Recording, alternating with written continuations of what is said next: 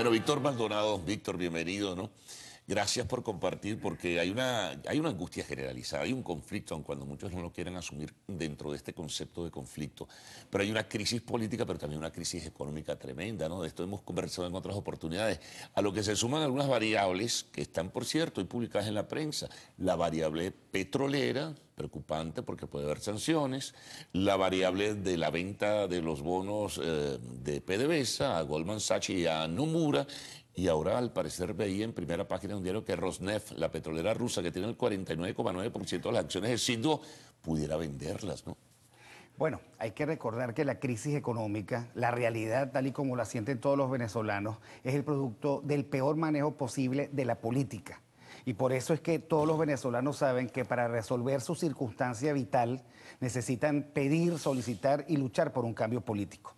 Porque de lo que se trata es de la mala instrumentación de la peor ideología posible, el socialismo del siglo XXI, con un grupo que no tiene tampoco la capacidad para entender los problemas del país. Un país que debería estar produciendo y o importando 30.000 toneladas de alimentos diarios, está condenado en este momento a la carestía, a la escasez, al hambre del 50% de las familias, al empobrecimiento masivo de la sociedad, un país que no consigue ni conseguirá en esta circunstancia empleo para los que están buscando trabajo por primera vez y que además está ajustando el desempleo en el sector informal de la economía. O sea, todas estas son las mismas dimensiones de un solo problema, que es la pobreza, el empobrecimiento, producto, insisto, de que la política está funcionándole mal a los venezolanos.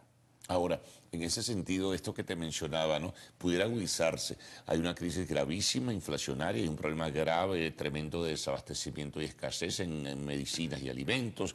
Hay un problema internacional, compromisos de deuda externa. Hay otro problema que surge con estas tres variables que te mencioné.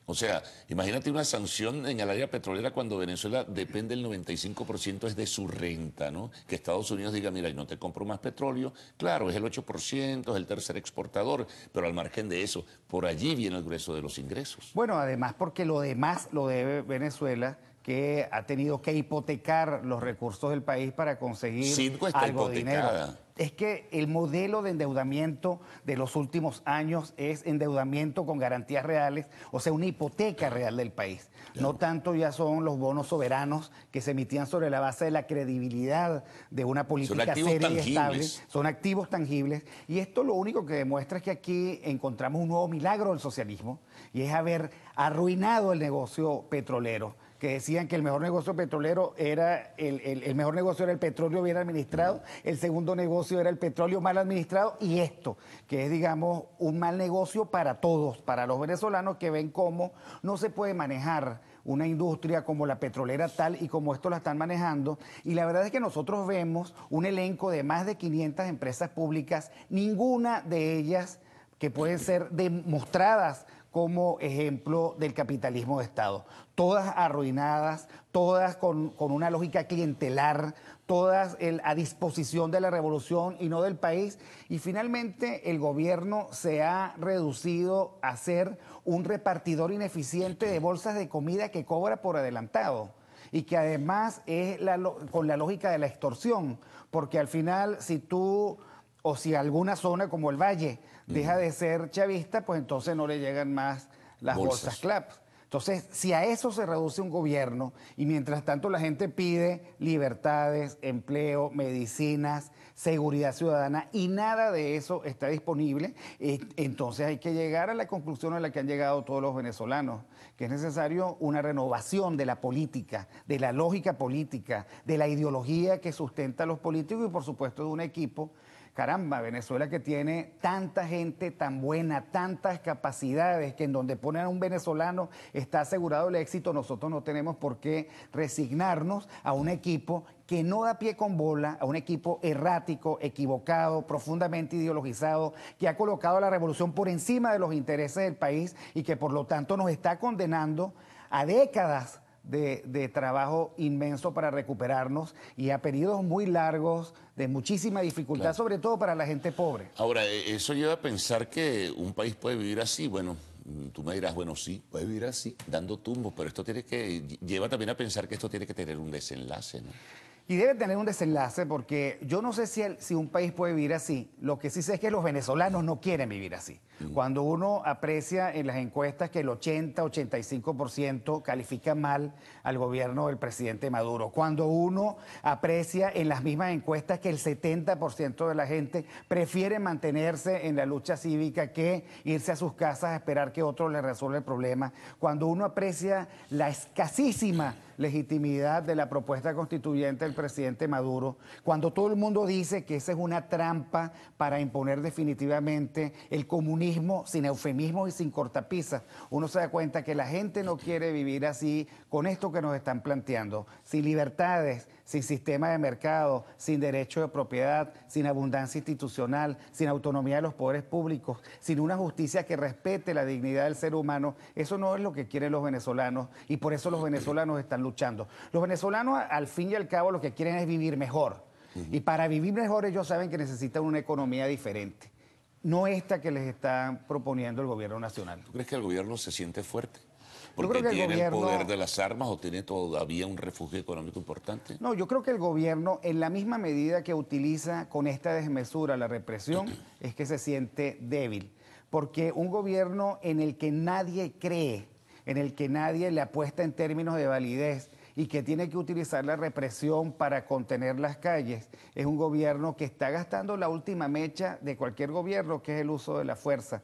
Pero lo cierto es que con pura fuerza no se mantiene dentro de sus casillas a 30.7 millones de ciudadanos. Ahora, el problema, por ejemplo, del desabastecimiento y la escasez, recurrente, reiterativo, se habla en forma constante, pero se siente que la situación va a agudizarse, porque cuando tú hablas con la gente de FEDEAGRO y te dice que no les vendieron semillas, que no va a haber cosechas, que no hay posibilidad de obtener entonces un número porcentual de rubros para abastecer a la población venezolana, tú dices, bueno, ¿a dónde nos llevas esto? ¿A la hambruna acaso?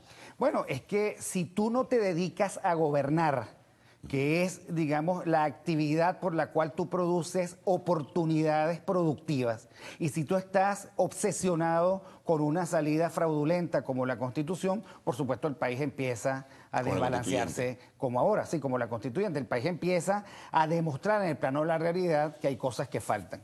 Lo hemos dicho aquí y lo repetimos. Con un régimen de control de cambios que no sirve sino para estimular la corrupción, con un régimen de control de precios y de costos que no sirven sino para asfixiar la producción, con una legislación laboral que no sirve sino para generar desánimo inversionista y desempleo, con una cualidad intervencionista desmedida como la que el gobierno practica contra los productores nacionales y contra cualquiera que quiera importar, con las aduanas y puertos como los tenemos, con las carreteras como las tenemos, con la inseguridad que tenemos en las vías principales del país, no puede haber producción. Y no hay producción, no porque los empresarios no quieran tener producción, porque aquí quedan empresarios que quieren dar la batalla por el país. No hay porque el gobierno lo impide, porque el gobierno cerca el ánimo inversionista, porque el gobierno no es capaz de ver en el sector privado un aliado y porque el gobierno no se puede tragar el sistema de mercado y el respeto por los derechos de propiedad que son esenciales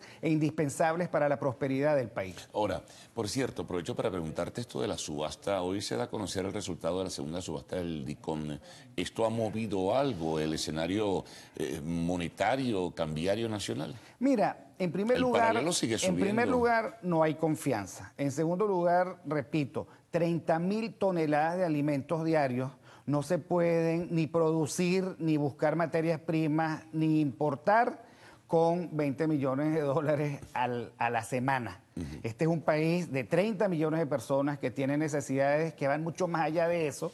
Y lo cierto es que hay que desamarrar la economía. La economía está atada de manos y pies porque el gobierno cree que los recursos del país son de ellos y no de los ciudadanos. Ahora, en ese sentido, la propaganda oficial, por decirlo de esta forma, dice que el sistema está funcionando, que se distribuyeron o se aprobaron, no distribuyeron, se aprobaron divisas para un determinado número de empresarios, para materia prima, para materia manufacturada, que algunos mortales tienen acceso a lo mejor para estudios, para medicinas o para cualquier otra cosa. Pero ¿eso qué significa al final? Propaganda. Obras son amores y no buenas razones. Obras son razones.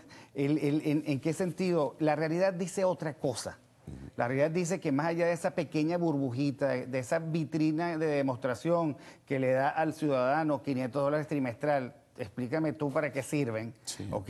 Y que le da a las empresas más grandes hasta $400,000 cada cierto tiempo, explícame tú para qué me sirve. Nosotros tenemos 142,000 empresas en el sector formal. Lo paga afuera el Banco Central de Venezuela y ellos pagan aquí en Bolivia. Así es, 140,000 empresas que no son 20,000, 140,000 empresas que deberían tener unas condiciones económicas claras, estables, consistentes, ajustadas a la ley y proyectadas a largo plazo. Ahora, en ese sentido, ¿tú crees que, vamos a hablar del país, del colectivo, de la sociedad, está en capacidad de poder aguantar esta crisis? Bueno, no, yo creo que estamos cerca de un punto de quiebre, porque cuando tú estás hablando de que 9 de cada 10 venezolanos está empobrecidos, que 5 de cada 10 familias venezolanas está pasando hambre y que hay gente comiendo basura, hay que darle una solución porque escandaliza en lo internacional y porque es intolerable a nivel nacional. Bueno, vamos a ver qué pasa, como suele decirse, Víctor. Muchas gracias por haber compartido en la mañana de hoy. Bueno, amigos, nos vamos a una pausa. Al retorno, pues, tendremos más del noticiero de Televen.